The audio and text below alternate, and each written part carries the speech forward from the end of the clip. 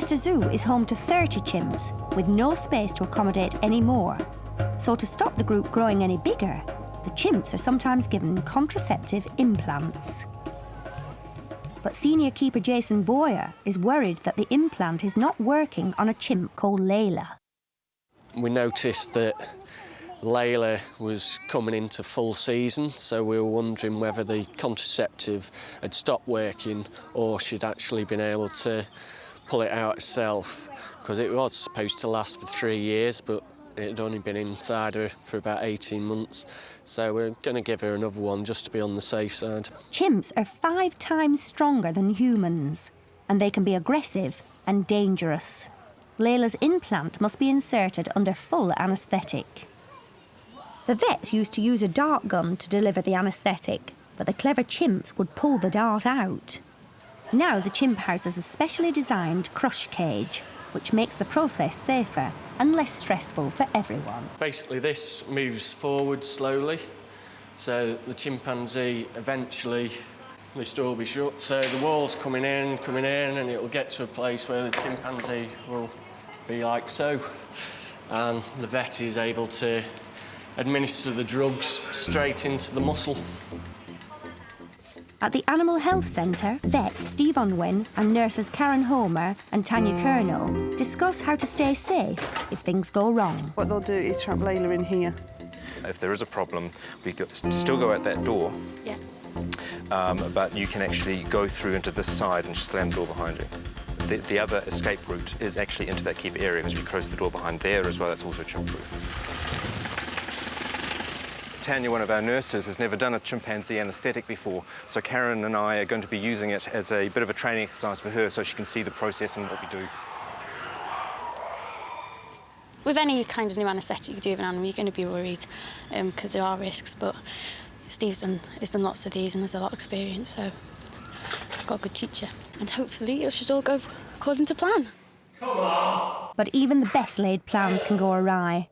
Layla refuses to move into the crush cage, so Steve has to change the way he'll administer the anaesthetic. In this instance, it looks like we may have to go back to the old-fashioned way of darting her. The camera stays outside to minimise the stress to Layla while she's darted. Hey, Layla. The dart goes in, but not for long. She took it out, but I'm pretty sure she got at least the majority of the anaesthetic, and this could be one of the problems why we have problems with anaesthetics, is that they can often take the dart out before all the drug's gone in, because of course they can put it out very quickly. Layla looks as if she's asleep, but chimps have been known to fake unconsciousness. Steve prods her gently to make sure the anaesthetic has really worked. I'm happy that she's asleep. Once we've got that set up, then we can carry her through. Great. OK, and we're going bum out first. The keepers carry Layla through to an area specially prepared for the procedure. And what's the weight, please? 59. OK, she's gone up 7 kilos. She's very floppy. Good. The floppiness reassures Steve that Layla is out cold for now. But the dart gun injected an unknown quantity of anaesthetic, so he'll have to work fast. So putting these straps on is merely to, if she does start to wake up or have any problems with the anaesthetic, to slow her down. Basically, she's going to be it's going to be very easy for her to get these off, but it would for us to get out if we need to.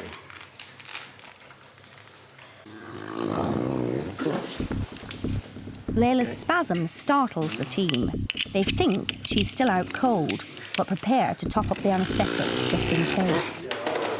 Yeah.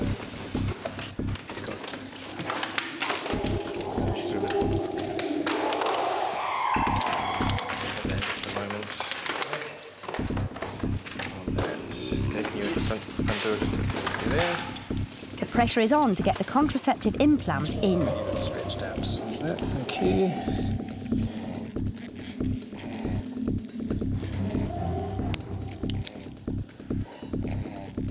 Okay, implant's in. Just How long has it been since induction? 28 minutes. Right. Do you want to do the TB at all? That would be good, actually. Just drop the TB and then leave it at that, then I won't bother treating her. Because I think whether it was actually an involuntary reflex, but she's got a... Probably was, but... Just to be on the safe side, I know. Steve would like to do more extensive health checks on Layla. He has to weigh up the time they would take against the safety of the team. He compromises. The only thing I would really like to do is the TB test. We don't need anything else. So. Once I finish this, get into a recovery position. After a quick test for tuberculosis, it's time to call it a day. 1, 2, 3, over we go. Right. Just clear the doorway, thanks. Go just on oxygen? Yep. I'm happy. You're okay? Yep. Can we get in the reversal now? With everybody safely out of the way, an injection reverses the anaesthetic.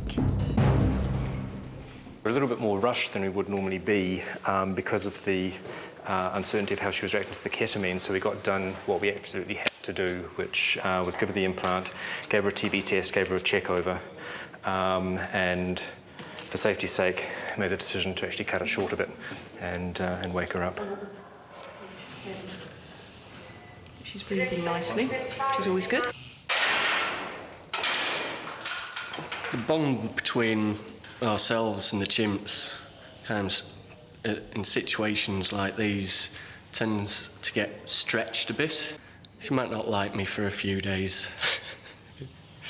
It's been a worthwhile experience for vet nurse Tanya. So much for showing you how to intubate a chimpanzee, but Never mind. you got the positioning. Yes.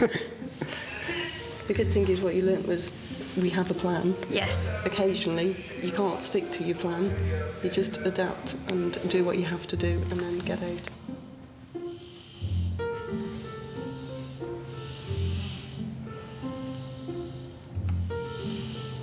Hello, my dear.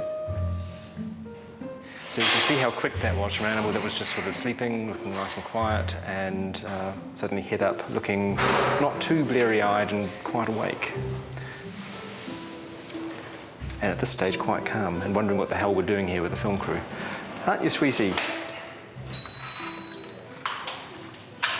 And so she walks off, and so do we. Both from Layla's point of view and from our point of view, I think it went really well.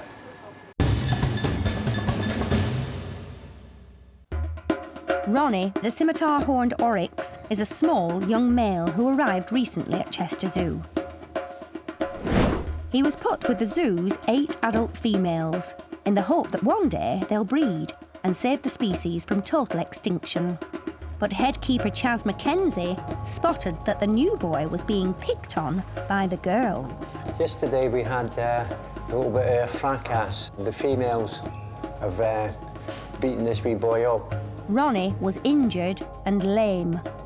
It's like his wrist joint, ankle joint, what you like to call it there. He's got quite a nasty cut. Senior veterinary nurse Karen Homer used a dart gun to inject antibiotics.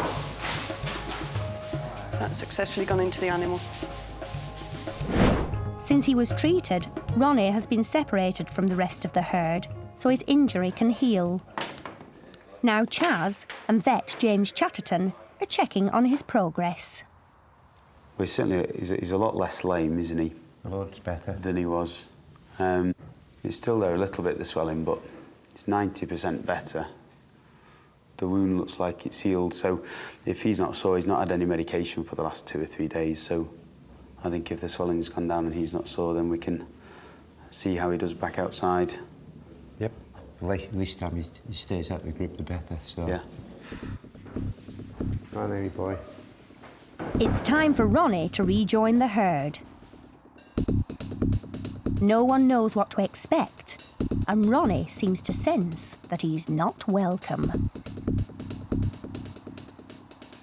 The adult females weigh twice as much as Ronnie, and they could use their vicious horns like scythes against him.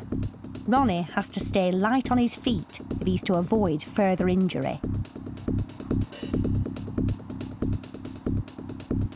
Ronnie makes a run for it, but he's quickly put back in his place by one of the dominant females. It's this hierarchical system. All the females will be boss over him at the moment, so Yeah, he's going to get bullied a bit. Again, we'll just have to watch this. We may have to think about bringing them out and only putting them in for maybe an hour a day, 2 hours a day, and then gradually increase the time. I say we've got to be careful he doesn't get browbeaten that much. Yeah, you don't want them to the injury to recur again. So, but then again, you're still in the dilemma. You've got to get him in part of the group, so therefore he's got to come out and spend a bit of time with them. Ronnie must be accepted by the females if Chester Zoo's breeding programme is to succeed. As he grows, he'll be able to stand his ground and dominate the herd. But for now, staying out of harm's way seems to be his main priority. The daily routines at Chester Zoo are in full swing.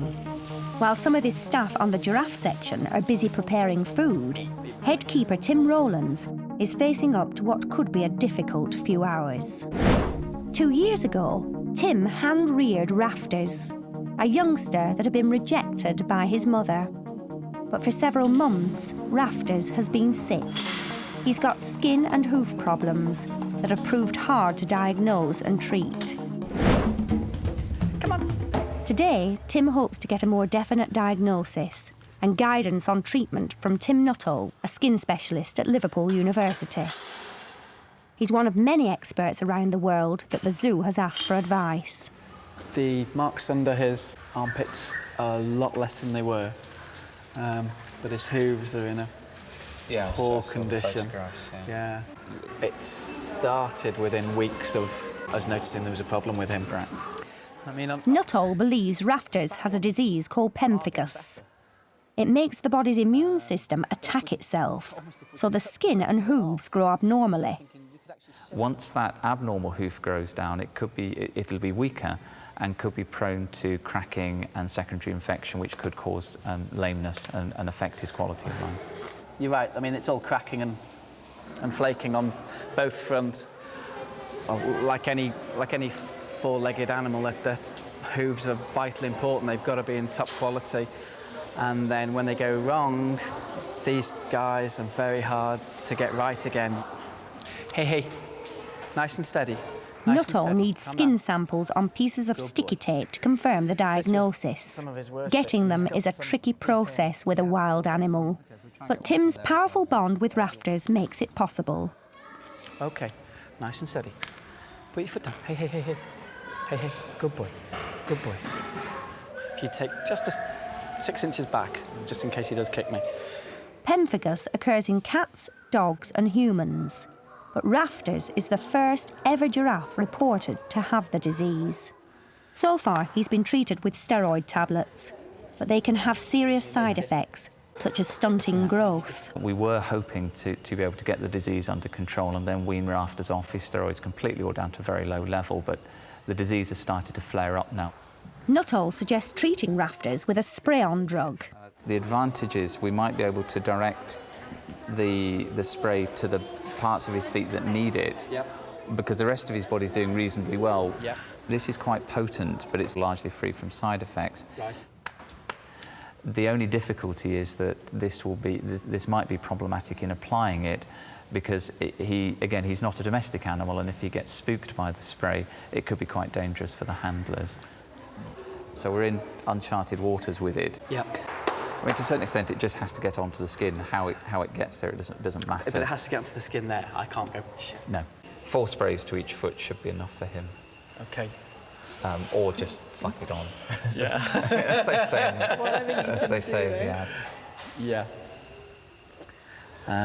Our instinct is we're going to struggle. It's been like that all the way through. That doesn't stop you trying, and it doesn't stop you wanting to try, but it shouldn't be a case of you try at any cost. Quality of life is paramount. While he's on this medication, it's keeping him at a certain level, but we can't get him past that level, and that's a real concern. You don't want any of your charges to be suffering. You wouldn't want your pet at home to suffer, and very often people will prolong keeping them alive. Well, it might not actually be right for the animal, but it's you coming to terms with the fact it's time you let them go. he's my lad. It still hurts. Let's hope we can get it right, but if decisions have to be made, then we'll make the right decision.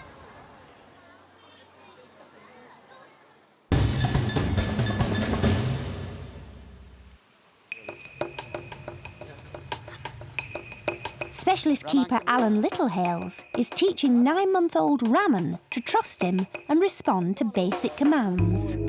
It's the first step towards ensuring he can be handled safely when he's fully grown. Every new elephant born here in the zoo is initially given a new trainer.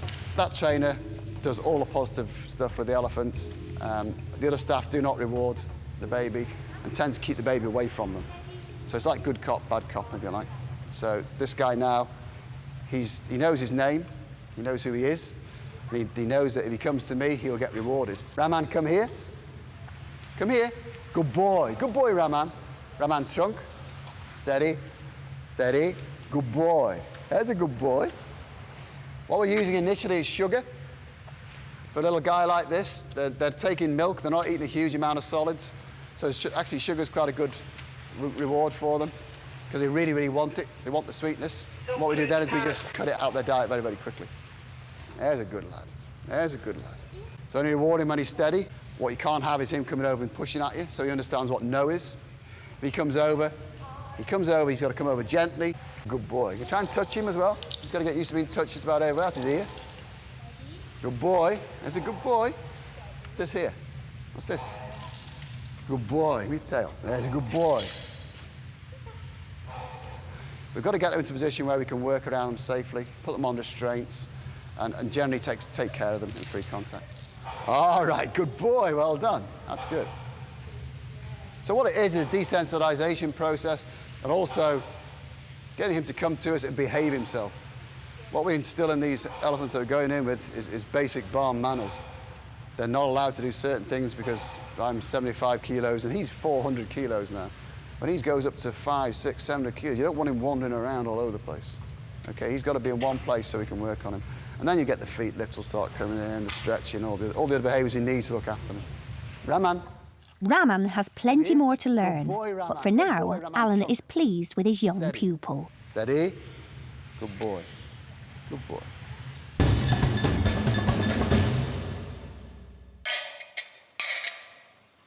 It's been 6 hours since Layla the chimp was anaesthetised, so a contraceptive implant could be inserted. Senior keeper Jason Boyer is pleased with her recovery. One of these.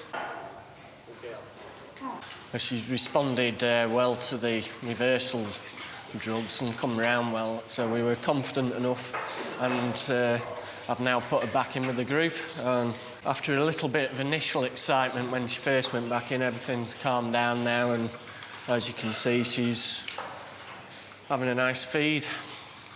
The implant should last for 3 years.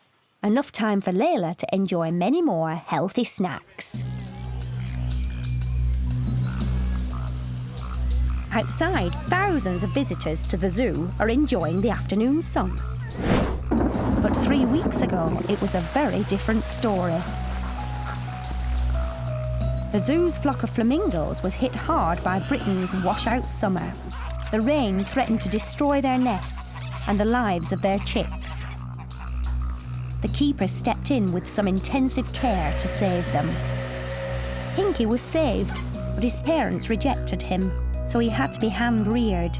Senior keeper Darren Langford knew he had to prevent the chick from thinking he was its parent. What we've got to do now is try and teach this bird that it's a flamingo. Now, 3 weeks on, Pinky is much bigger and he's ready to learn some crucial lessons about being and behaving like a flamingo. The zoo has deliberately hand-reared a younger chick named Brain to show Pinky what he is. Keeper Gareth Evans supervises their first face-to-face meeting. Don't step on him.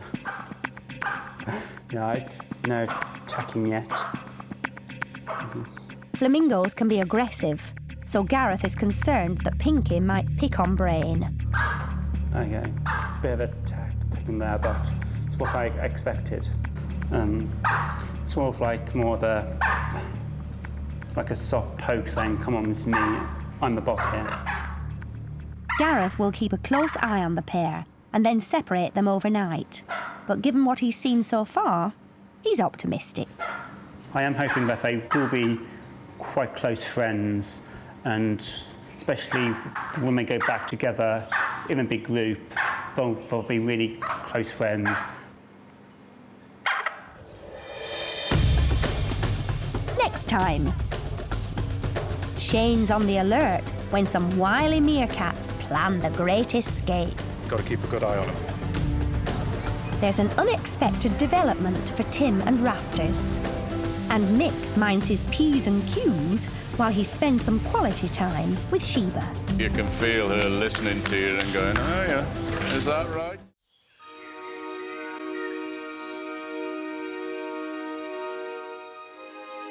It's 7 a.m. and behind the scenes at Chester Zoo, a massive operation is already underway. Hungry animals are waiting for their breakfast, and it's a race against time for the animal supplies team to deliver all the food. When you're Joe Public, when you walk in the zoo and you think, oh, it just happens automatically, but it is quite a frenzied workload in the mornings. Les Nicholson, Graham Edwards and Mark Wiley are tasked with feeding 400 species, including some of the most unusual creatures on the planet. And that takes some serious organising. I think it's around about 5,500 apples I think we go through in a week. Something like, I would say probably 2,000 bananas. No vehicles are allowed inside the zoo once the gates are open to the public. So the clock is ticking for delivery driver Mark. It's about 8:15 in the morning and I'm about to deliver the fruit and veg to all the animals. It's really good to drive around the zoos in the morning. The animals are a bit more lively because they've just woken up than later in the day when they can be sleeping. We've got melons, apples, papayas, bananas, grapefruits and bread for the apes. The feeding challenge doesn't stop once the food has been delivered. At the Bird Incubation Centre, senior keeper Lara Jordan has to wear an unusual disguise when playing mum to a flock of Waldrapp ibis chicks. The process may look comical, but there's a serious reason for it. By imitating an adult bird, Lara can feed the chicks without upsetting their natural behaviour. That's a begging response. So when we were hand rearing them, they like that, and they reply to that and they beg. So that's what that was to encourage them to feed because they were a bit shy. Back at Animal Supplies, Les has nearly finished preparing food for the primates. This one is for the chimp section. There's 14 kilos of apples, 4.5 kilo of pears. Chester Zoo's food budget for the year runs to over £200,000, with £70,000 on fruit and veg alone. They eat quite a varied amount as well. You wouldn't think the chimps would eat onions, but apparently they enjoy them.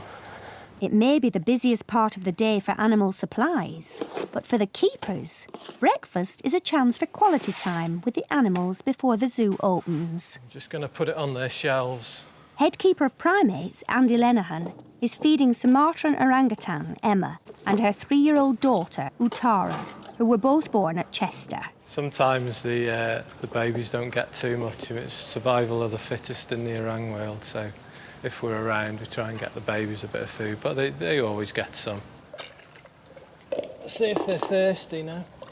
We give them a very weakened solution of unsweetened juice. Sometimes table manners are conspicuous by their absence. Back at Animal Supplies, Graham Edwards is preparing one of the more unsavoury items on today's menu. We have approximately 400 to 500 locusts go out to the bird sections and the monkey sections every day. Okay, I'm going to put these in the top case now. It's when you put your hand in the cage for the first time and they're all sort of jumping around, they end up landing on your arm and you tend to turn into a big girly when they sort of jump on you. But you soon get used to them because you've got to get your job done. And it doesn't bother me now, I quite like them. Locusts are a favourite for the baby Komodos. Senior keeper Matt Swatman knows that if they were left to go hungry, the reptiles could take a bite out of each other. The adults will actually eat babies if they give them the opportunity to. They will be cannibalistic, and so we have to keep a really close eye on them. You're going to puff yourself up at me. There we go. Try and keep them away from each other, just because we don't want any fights breaking out. Although they're relatively young, they've grown a hell of a lot since we've had them. But their teeth are very, very sharp, and they're very, very capable of doing a lot of damage to each other, which would almost certainly involve stitching, and obviously we don't want that. While the babies tuck into their food, head keeper of reptiles, Isolde McGeorge, is giving one of the adult Komodos something slightly larger to tackle. You know what's coming, don't you, Nessie? It's yum yum time. Now today we're using a turkey. It's a fresh turkey. It weighs 8 kilograms. We're going to secure the food that we're feeding to this chain. We don't want the dragon to pick up the food and drag the food around the enclosure. We want the dragon to be able to use lots of different muscles that it wouldn't use normally. Muscles in the neck and shoulders. So they do a lot of pulling and tugging. Komodo dragons are efficient killers, capable of attacking animals as large as water buffalo.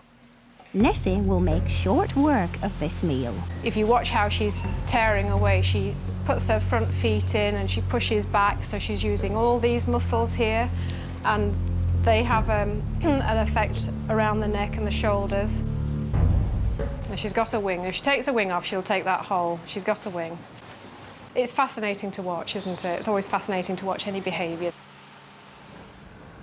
It's only minutes until the 10 a.m. deadline for completing his rounds, and delivery driver Mark is feeling the pressure. It is difficult to get everything done that we need to between the 8 and 10 in the morning because there's so much we have to do. We've got hay and straw deliveries, loose air and all the fruit. We've got the skips to do, and on a daily basis we have to get all that done.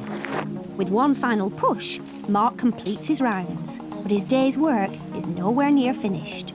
Tomorrow at 7, the deliveries begin all over again, and the preparation starts now. But Mark has no complaints. I like being outdoors most of the day with it. The physicality of it, there's a lot of heavy work involved in it, and just the variety of it. Working in a zoo, you get to see loads of different types of animals, stuff that you wouldn't usually get to see. Time to go back and start again, get things ready for tomorrow.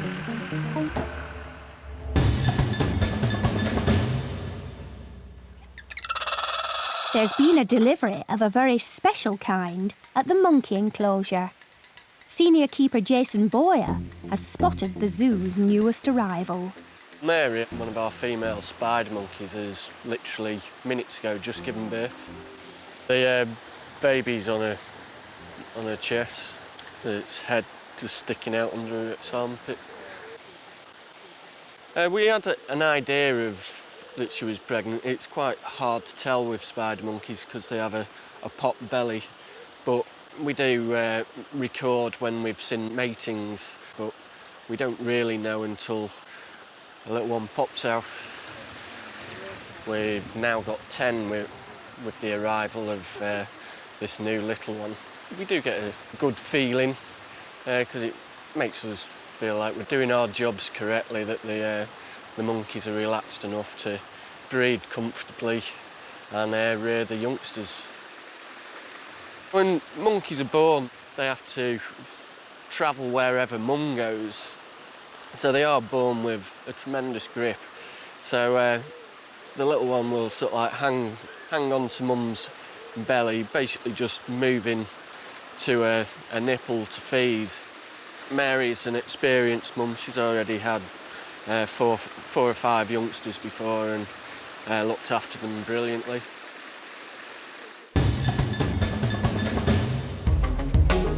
It's 10 a.m. and Chester Zoo is open for business. Most of the animals are enjoying their breakfast. At the jaguar enclosure, senior keeper James Andrews has just taken delivery of some chickens to feed 2 of the zoo's 5 jaguars. It's Wednesday, so it's chicken day. Wednesdays, Thursdays chicken, Fridays fish, and then the rest of the week is a mix of beef and rabbit, depending on what's available. So, first up, I'm going to throw this on there for that jaguar. Yeah. And he's going to pull his head off and crunch it up and eat him Bones, innards, toenails, the lot. Do you want to watch? Yeah. OK, then. We're going to pop this down here for Bonita, who's staring out at us, to come and grab hold of. She's got her favourite eating area over the back there. She'll go and eat over there. Now we're going to go Coro. Going to drop it short into the water there, because he will sometimes plunge into the water after his chicken, so let's see.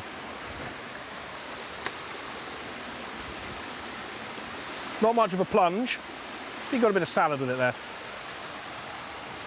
So it'll take them about 5–10 minutes to eat those, and then they'll come back hoping for some more. And they're in luck because there is more. In the forests of Central and South America, the jaguars will eat armadillos, turtles and snakes. The menu here doesn't stretch that far, but from time to time the jaguars will supplement it themselves. If an unfortunate bird lands in there and doesn't get away in time, every now and then you'll find a little pile of pigeon feathers or crow feathers and that sort of thing. You can't suppress their instincts in that way. Mealtimes are a good opportunity to keep the animals challenged and stimulated. But right now, Coro seems to need a little help. It's over there, mate. He's not happy. He's not happy. This is why you only tend to do that with the last one. If he doesn't find it, it's not the end of the world. In the wild, one day they'll catch a nice big fat brocket deer or something, and the next day they have to make do with, I don't know, a couple of fish. At last, Coro's persistence pays off, and he gets his reward. Chester Zoo has 10 Asiatic elephants, ranging in age from 9 months to 51 years. Sheba is the oldest and the matriarch of the group.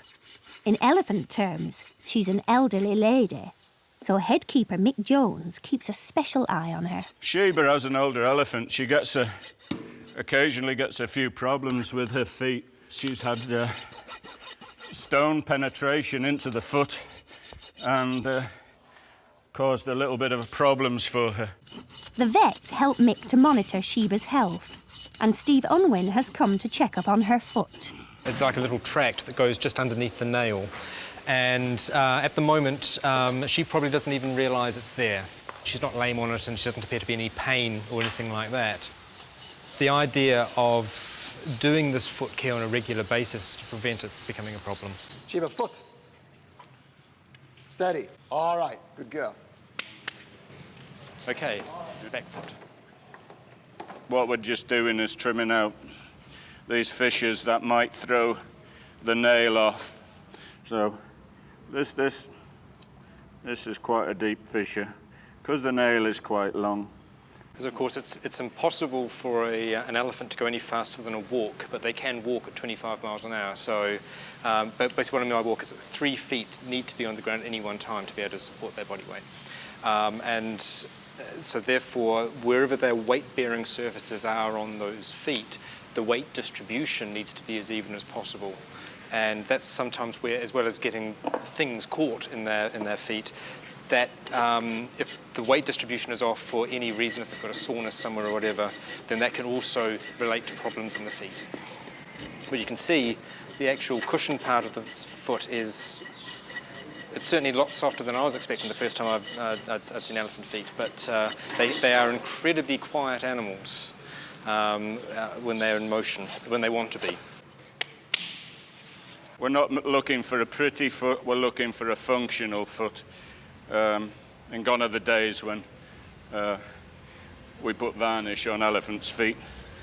Must be before my time, OK. In my time, Really? they used to put a clear varnish on elephants' feet. To make them look shiny. It's And of all course, useful they used to boil experience for James Chatterton, who's a Yeah. qualified vet, but a relative newcomer to exotic species.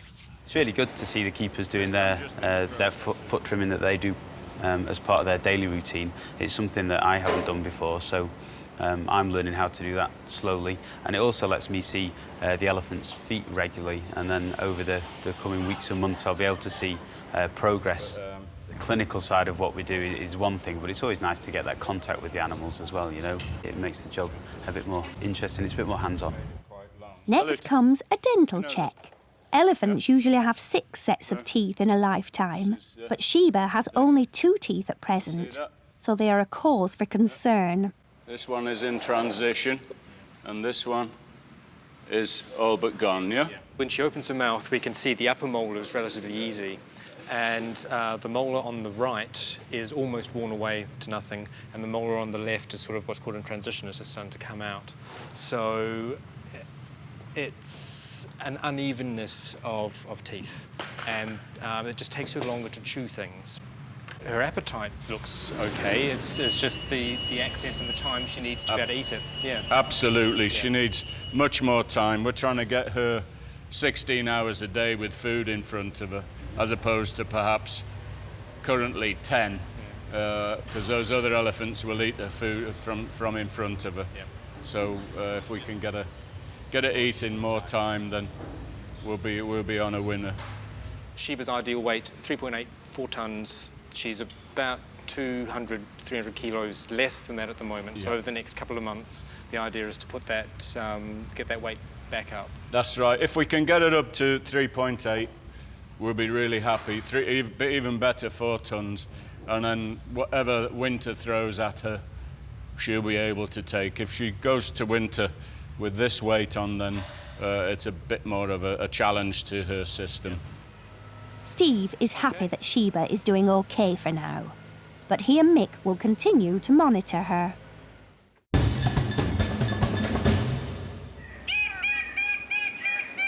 At the Bird of Paradise enclosure, it's bath time. Senior keeper Darren Langford is providing the shower. A bird who won't be bathing is Jackson, the imprinted male who thinks he's human. He hates water. And you can see Jackson up there now. He's actually going through the bathing motion, but he won't tolerate the spray on him. Going to give the house a bit of a water down. 1, to water the plants, and 2, to build up a humid atmosphere which replicates the area that the animals in here come from. The female's usually the first one to start bathing. There's the male arrived now, the big male, with the young male now bathing there in his position. Each bird is religious to its position that it goes to. There's not a great deal that we can do other than provide the necessities. This is one of the necessities to keep the male's plumage in tip-top condition, and the female as well. She wants to look her best so that she can get the males going. If she looks in good health, they'll display frantically for her attention. They really go for it. They fluff the feathers up and the water droplets fall to the skin. And then they actually wet the underside of the bird, because the birds are actually very well waterproofed. I suppose this is getting ready. It's the shower before the night on the town. Look for a young lady in your best plumage and your best outfit. Jar with all the other lads on who's going to catch that young girl's eye. Obviously, in this situation, the birds don't go for the young men, they go for the old men in the good attire, the one with the good suit on. What they do after they've finished hosing is they'll go up to the top perches and then preen themselves out, removing any damaged or feathers, loose feathers, and tidy themselves up, and then they'll start their display.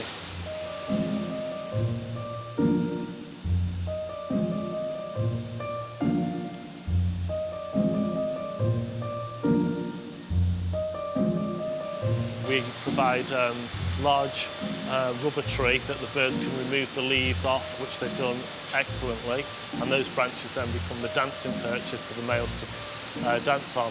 It's a bit like a nightclub in a way, so you know where you're going to find your partner. So once they've copped off with a young lady, she goes off back out there into the world to become a single-parent family. And the males stay on the dance floor and hope for another young lady to come by. And that's the world and Birds of Paradise, not dissimilar to some of the world of young clubbers in the human world.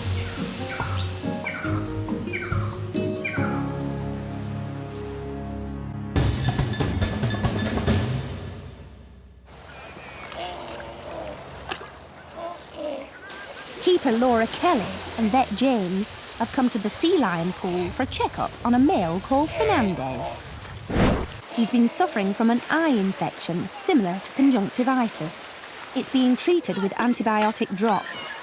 We normally have problems in the summer, so we don't know if it's because of the glare from the pool perhaps, or because the pools get dirty quick because it's sunnier, so there's more algae, we're not sure. Now the challenge is getting the patient to behave.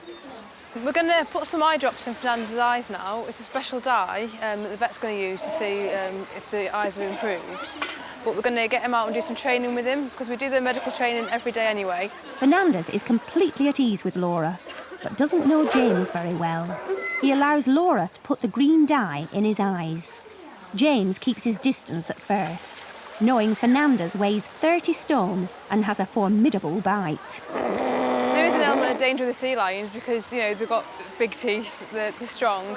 But because ours are trained, we don't have any trouble with them. But we're always aware that there is that danger there, so if they look like they might be a bit unpredictable, then we stop. Fernandez isn't too sure about James's bedside manner, but he needs to get used to the vet in case other treatments become necessary.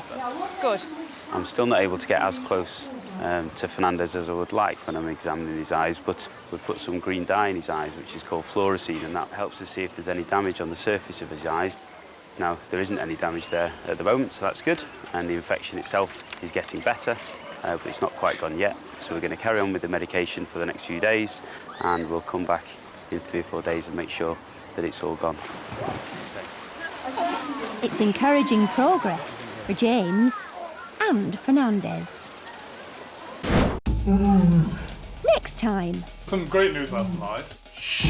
There's relief and delight at the Lion House. All of the signs are good at the moment. And hopes of successful breeding are raised when a new male Komodo dragon arrives from a Dutch zoo. He's handsome and he's sweet, and I think he will be very nice with the ladies. Chester Zoo is one of Britain's biggest zoos. 500 staff care for 7,000 animals. Today, Rafter's life hangs in the balance. The lion cub's fate looks uncertain when Ash's maternal instincts fail. No, she's not bothered at all. She's not even looking back at them. And the chimps can look forward to some of Neil's odd concoctions. Often the more revolting the mixture, the more they like it.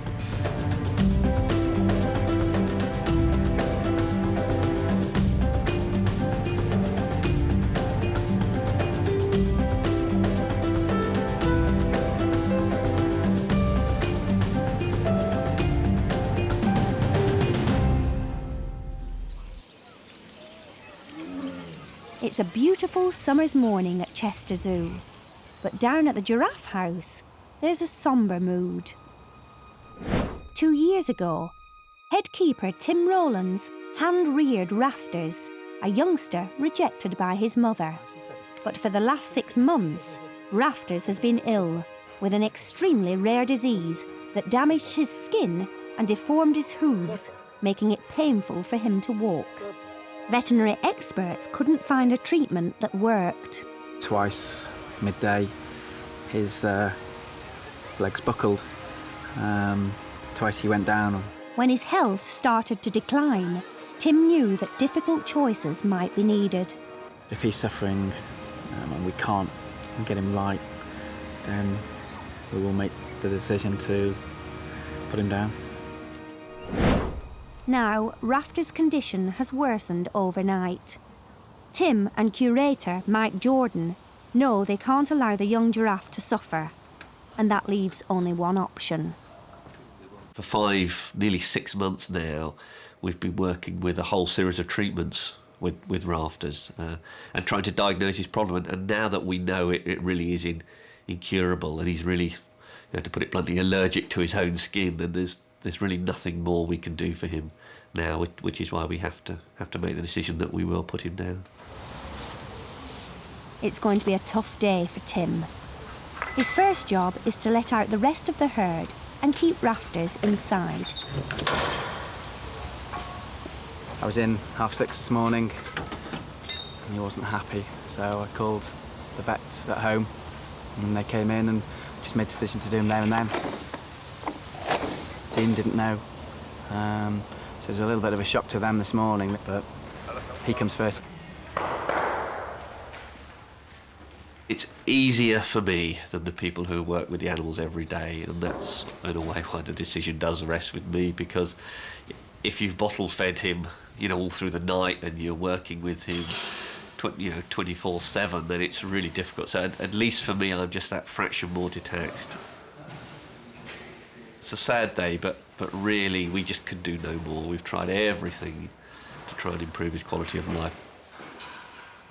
Zoo vet Steve Unwin will administer the sedatives and the drugs to put Rafters to sleep.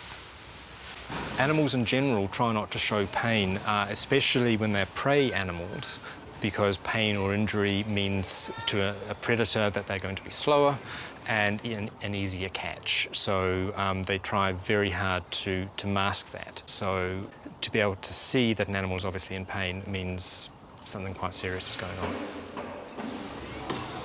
We occasionally have to put animals down. I mean, there's 220, 230 animals just on this section, so if you're breeding, you're going to have some animals that don't rear their own youngsters. We have a very good success rate at Chester Zoo and on this section. So anything you lose hurts. We won't let him suffer. And that's the thought that helps Tim cope with losing Rafters.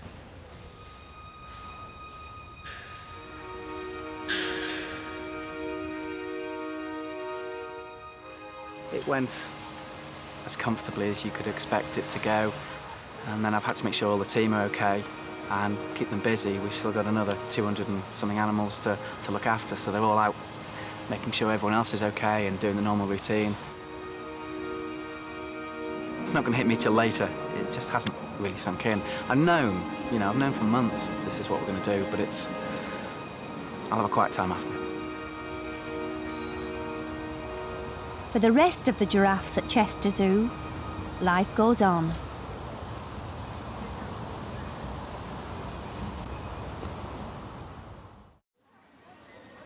Over on Chimp Island, Chester Zoo's chimps are lazing about, oblivious to the treat in store.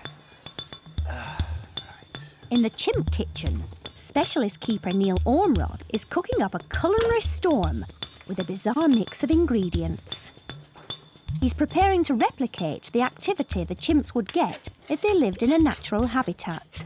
In the wild, they'll often fish for termites. They'll find the termite mound, shove the sticks down the hole, and termites stay on the stick, and then they lick the termites off. So we've drilled holes in the back wall, and then we can put stuff in any time of day, 2-3 times a day if we want. We usually put 2 or 3 different things in. Today they've got porridge oats, honey, and mixed up with orange squash. Getting the consistency's the art, really, and often the more revolting the mixture, the more they like it. Don't know if Jamie Oliver would want to do it, but we'll use honey, sometimes a bit of jam, tomato puree, or any combination of those lot put together. Neil risks trying the concoction. Orange porridge. It's nice. A few hundred yards away, student Kate Bryce is selecting the sticks the chimps will be given to forage for their treat. They like the leaves, so they'll strip all the leaves off and then they'll use the sticks to dip into the holes. This is the monkey's plantation, but everybody else in the zoo uses it. It's just willow that's grown here, and they use it for browse for the giraffes and for the monkeys. The next lot's going to be tomato puree, some beef extract here, with a little bit of honey. So a sweet and sour all together. The chimps really do like it, surprisingly enough. We don't give them meat as such. In the wild, they will hunt, usually colobus monkeys. For a treat, occasionally they'll get locusts, but this beef extract is the closest we actually give them to meat. Imagine that on a stick. Lovely. Yeah, I wouldn't try this one, just simply for the fact I don't like tomatoes, so that's them all done. Outside, Kate's back with the sticks. The chimps are keen to grab them because they know what's about to happen. But this is an opportunity for Kate too. It's also another way of observing if there's any injuries or illnesses. But it's quite dangerous as well because they tend to throw things at you if you're not careful. I haven't been hit yet, so touch wood. With the starters and the main course cooked and ladled into little pots, Neil turns from chef to waiter. And his customers can't wait for their gourmet meal. These just screw onto the side like this. And then the sticks they've just been given, they'll strip all the leaves off and then they shove them through the holes. What they'll do in the wild, they'll find a termite hill, get a stick, a piece of grass or something like that, find a hole in the termite hill, shove the stick or bit of grass in, the termites will attack the stick or the piece of grass, and the chimp will very carefully pull it out and lick all the termites off. Doing it this way, it's a lot easier for them because the tomato puree doesn't tend to crawl around and fall off, so it's the easy option for them, really. Put the stick in. All the sticks coming through, chimps are a bit impatient. They don't know which ones have got the caps on yet, so they're just trying until they find one which has got the end screwed on. It's going to take you a long time just shoving a stick through and eating all that. So it helps keeps them occupied. You know, it stops boredom. It's giving them a treat, but it's something they've got to work quite hard at. Clearly, the chimps think Neil's cooking is worth the effort. At Chester Zoo's lion enclosure, a soccer is unaware of the dilemma facing resident vet James Chatterton and head keeper Alan Woodward. As soon as they get nearer, she just stands up and walks.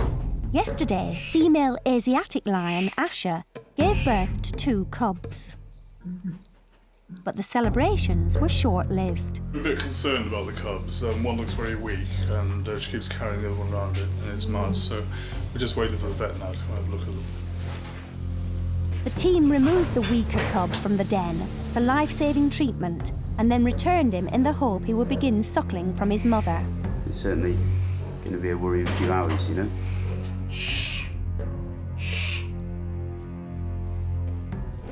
Alan has been monitoring both the cubs, and the news isn't good. I watched her today, and a few times the cubs have actually gone over towards her. Yeah. And as soon as they've gone nearer, she's just rolled over onto her back. Yeah, so she... I think the maternal bit behaves just isn't there. Yeah, she doesn't really know what she's meant to be doing. No, she doesn't. It seems. If the cubs don't feed, they could be dead within hours. Hand-rearing them might be the only option, but this would be incredibly challenging, with no guarantees of success. It's unfortunate, and she hasn't reared cubs before. Yeah. So we've given them enough time, and it's like a life and death situation, isn't it, really? Exactly. It comes down to that, you know. Yeah. I think if we're going to hand rear them, there's no point in waiting an hour or two. We might as well start that now. So the only reason we'd give her another couple of hours is if we felt there was a reasonable chance that she was then going to feed the cubs. And I think we've done that. We've given her a chance, and she's not even laid with them. Then decisions made, I think, isn't it? So I think the best thing I can do is let Asher out. Yeah. I'll let her into this place first in case she tries to grab a cub and run out with it. Okay. And then let her out through this door here. Yeah. If we leave them in there, I think they're going to die, you know? So we need to take them out, hand rear them, and try and make sure that doesn't happen. It's better if we're going to hand rear them that there's at least 2 of them. So hopefully if we can keep the 2 of them alive, they grow up knowing what each other are and knowing what lions are. So I suppose that's at least a positive. Yeah.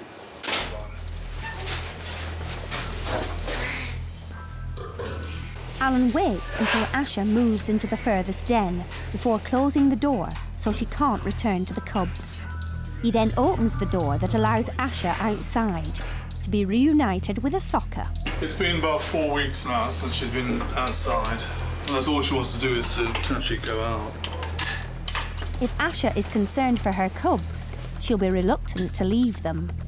Alan watches her behaviour for signs. No, she's not bothered at all. She's not even looking back at them. This sort of confirms our suspicions, really, because if she's worried about the cubs now, she'll be waiting outside, calling to go back in, and she's not. She's run down the paddock and she's just meeting the soccer now. There might be a bit of a squabble now between her and the soccer, but they should be okay. Dominance is key for a male lion, and after a month apart, a soccer wants to let Asher know who's boss. Alan will check on the adults later, but for now, the cubs are the priority. So now we have to work quick and get the cubs out.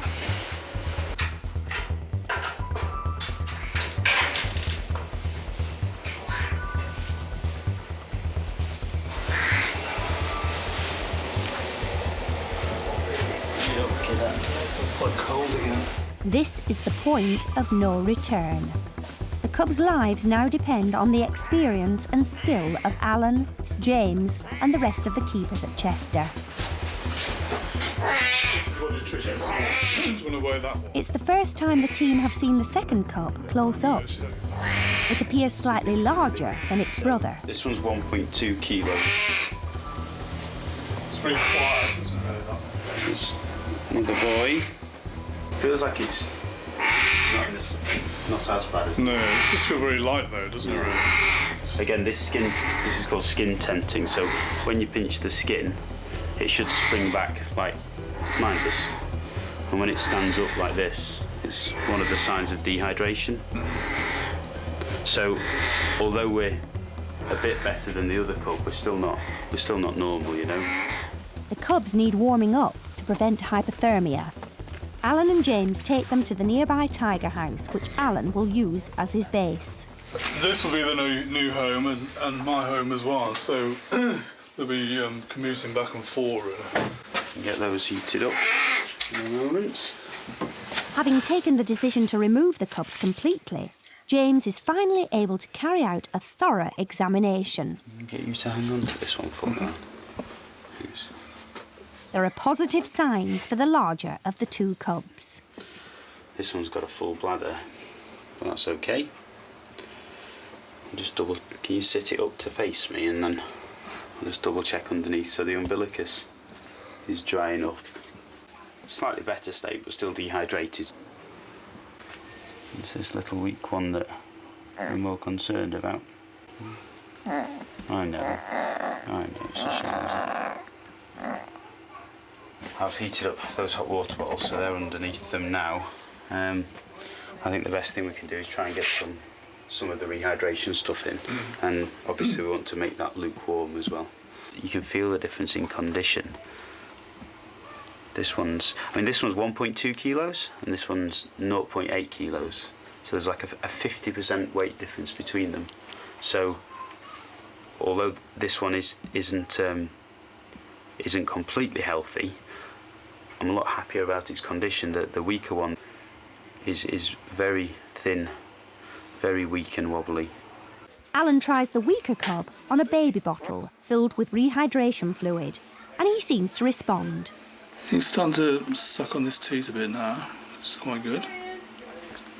Quite a long time ago, I hand-reared African lions, and then before that I've done leopards. Really, all the experience I've learnt over the years, I'm actually pulling on now to try and get these cubs to survive. The cubs now are the priority, really. This is looking very promising, actually. Even though he's the weaker one, he's got a good suck response, and look, he's just starting to suck now.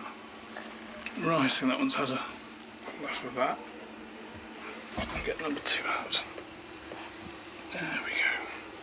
This is the stronger of the two. He's fighting quite a bit at the moment, but he'll be fine. You see, he's sucking quite well. That's brilliant. That's a brilliant sort of reflex action, really. And you just see just how thirsty they are. So I'm confident we made the right decision. And if we hadn't acted, if we'd left it any later, I think they both would have been dead, definitely. We're just going to put them back in there now to have a bit of a rest. There you are. If the cubs are to have any chance of survival, they will need round-the-clock care. It's a huge undertaking. Just because we've removed them doesn't mean they're now definitely going to survive. We've still got two very poorly, very weak cubs, so I guess the next 24 hours are going to be crucial, really. So, yeah, it's going to be a little bit of, it's going to be a worrying time for the next day or two. Yeah.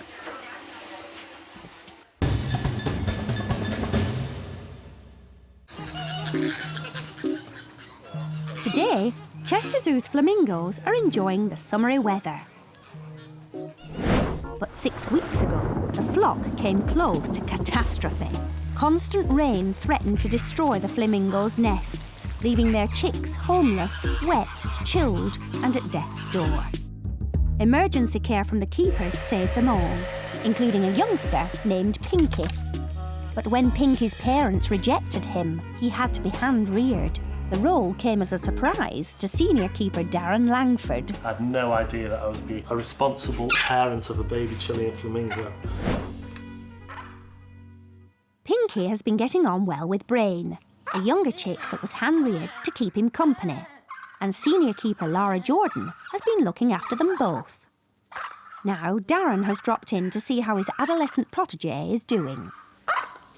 Gosh, look at the size of him compared to what he was when he was that little white fluffy ball. Well, you know, it's just remarkable how he's pulled through and he's now way on the way to independence now.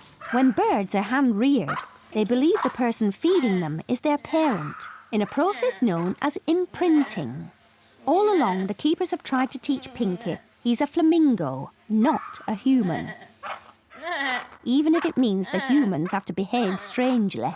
I love your flamingo noise, Lara. It does sound like a lamb. I think we all have our own noises that we make when we do hand rearing. And it's something that's just second nature to us, but I suppose it's rather embarrassing when you're being filmed making odd noises to a young bird to encourage it to feed. But the parent birds actually make a noise to stimulate the chick to feed, and the chicks make a noise as a begging response. As you can hear in the background, that's the begging response that the chicks make to their parents. But each individual pair has got their own voice, which the chick imprints on, and it can happen when you're hand rearing them. So the little noise makes the bird feel relaxed and stimulates it to feed, usually. No, it's not really hungry. It's very tempting to cuddle something that looks this fluffy, but it's really not good for the birds if you do that. They need to just learn how to be a flamingo, not how to be a human. But they do cozy up sometimes for the, I don't know, I think it's comfort, and it's very sweet. Yeah. The next step will be for Pinky to rejoin the flock out on Flamingo Island. But for now, the keepers are relieved and delighted by his progress. I think any success story that we have here in breeding, you know, any of our animals makes the job worthwhile. That's basically what we're here for. We're trying to conserve rare and endangered animals in captivity. And sometimes if we have to intervene and we get a success story like this, it's absolutely fantastic. It makes you proud to be a zookeeper and what your job is for.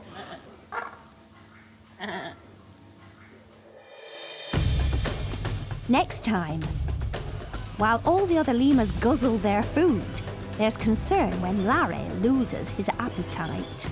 And Alan and James continue the fight to save the lion cubs. This one's going to be a little bit touch and go, you know.